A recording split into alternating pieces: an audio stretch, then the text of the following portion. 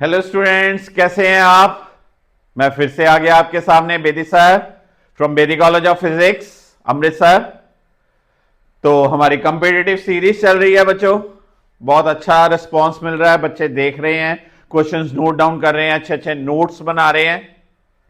तो हमारी इस सीरीज में अब आजकल टॉपिक क्या चल रहा है, टॉपिक ऑफ वेक्टर्स। पहले हमने टॉपिक कवर अप किया है रेक्टिलिनियर मोशन। अगर आपको रेक्टिलिनियर मोशन की डिटेल्ड प्लेलिस्ट चाहिए तो मैसेज करिए मुझे, यूट्यूब चैनल फॉलो करिए, आपको सारी नोटिफिकेशंस मिलेंगे, बेल आइकन प्रेस कीजिए। तो आज मैं आपके सामने फिर से क्वेश्चंस लेके आया हूं, important questions on topic of vectors. जैसे मैंने आपको हमेशा ही बताया है कि वेक्टर्स एक बहुत ही इंपॉर्टेंट टॉपिक है। वेक्टर्स सारी फिजिक्स में एक इंपॉर्टेंट रोल प्ले करता है। तो आइए बिना टाइम वेस्ट किए हुए आज के इंपॉर्टेंट क्वेश्चंस को कवर अप करने की कोशिश करें। मेरा आज का पहला क्वेश्चन है, ओह बहुत बढ़िया क्वेश्चन, बहुत ही इंपॉर्टेंट क्वेश्चन, पुली प्रॉब्लम्स का। यह क्वेश्चन सर पुलिस तो लॉज ऑफ मोशन में है, यस लॉज ऑफ मोशन में भी आ सकता है, वेक्टर्स में भी आ सकता है। सही, वेक्टर्स में क्यों इन्वॉल्व हुआ है तो आपको बताता हूं आज। स्टेटमेंट पढ़िए पहले, the pulleys and string shown are smooth and of negligible mass. इसका मतलब पुली का भी कोई मास नहीं है, स्ट्रिंग का भी कोई मास नहीं है। For the system to remain in equilibrium the angle should be, okay, ये एंगल निकालना है हमने। लीजिए मेरे बच्चों, सेम स्टेटमेंट जज करिए। सर ये वेक्टर्स का क्यों बनाया, अगर ये एंगल थीटा है, ये थीटा है, तो वेक्टर्स के पॉइंट ऑफ व्यू से इसके कंपोनेंट्स बनेंगे टी कॉस थीटा, इसका भी बनेगा टी कॉस थीटा, इधर बनेगा टी साइन थीटा और इधर बनेगा टी साइन थीटा। ये वेट लगेगा नीचे mj, ये वेट लगेगा नीचे mj, ये वेट नीचे mg √2। कंपोनेंट्स पता चले, जिस लाइन के साथ वेक्टर एंगल बनाता है उसके अलोंग कॉस कंपोनेंट और दूसरा साइन कंपोनेंट। तो क्वेश्चन हुआ ना वेक्टर्स का, resolution of vectors. Now the system is in equilibrium. Equilibrium word का सर मतलब कि बैलेंस, ना ये मास नीचे जाएगा ना ये मास ऊपर आएगा, ना सेकंड मास नीचे जाएगा, कोई भी मास मूव नहीं करेगा, बैलेंस स्टेट में है, यानी कि net force on the mass is 0। It means 2t cos theta must be equal to √2 mg। t cos theta plus t cos theta 2t cos theta must be equal to √2 mg और t must be equal to क्या, also t equals to क्या, mg। substitute here, t की value 2 mg cos theta equals to √2 mg। ओहो sir इतना ही सौखा था question, yes, cos theta equal to √2 by 2 equals to 1 by √2। cos theta 1 by √2 means theta is क्या, 45 degree और पाई by 4 radian. This is the answer. कुछ बच्चे कहते हैं सर ये क्वेश्चंस बहुत सिंपल बना रहे हैं।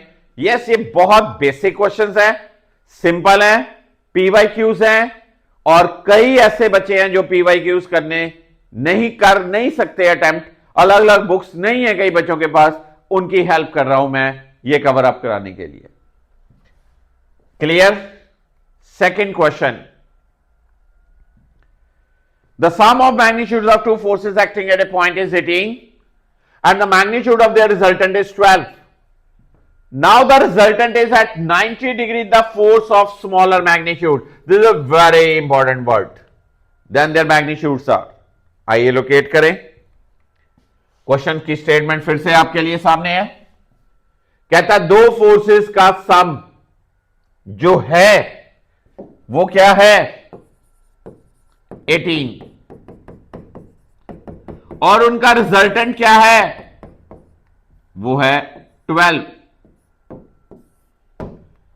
दे दिया सर, रिजल्टेंट दे दिया, दोनों का सम दे दिया, बहुत बढ़िया सर। तीसरी बात कही है, resultant is at 90 degree to the force. यार इसमें एक बहुत इंपॉर्टेंट बात समझने की कोशिश करना, ये देखिए, if this is A vector this is say B vector, then the resultant will be always here, here, here, here, here, here, in between लाई करेगी resultant. You got my point. Resultant यहां नहीं हो सकती, रिजल्टेंट यहां नहीं हो सकती, resultant यहां नहीं हो सकती, रिजल्टेंट यहां नहीं हो सकती, रिजल्टेंट यहां नहीं हो सकती, रिजल्टेंट ये भी नहीं हो सकती, रिजल्टेंट ये भी नहीं हो सकती. पर आपको गिवन क्या है? आपको गिवन है resultant is at 90 degree to the smaller. इसका मतलब जो दूसरा वेक्टर है भाईजान वो ये होना चाहिए. If this is A, if this is A, this must be B, तो resultant is at right angle आ गया to A.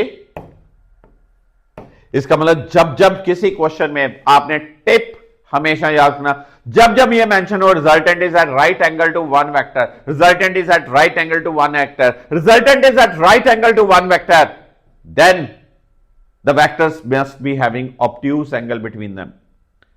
Vectors must be having obtuse angle between them. The angle between them can never, never, never be acute.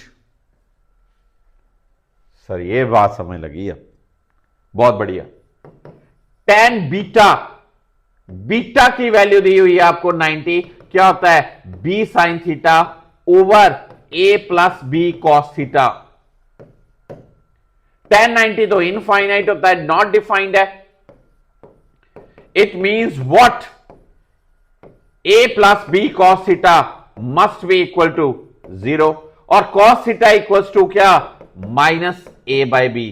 Sir ये negative आ गया, तब भी तो बता रहा है कि theta angle between the vectors must B obtuse, क्योंकि cos ऑफ ऑब्ट्यूस ही तो नेगेटिव होता है.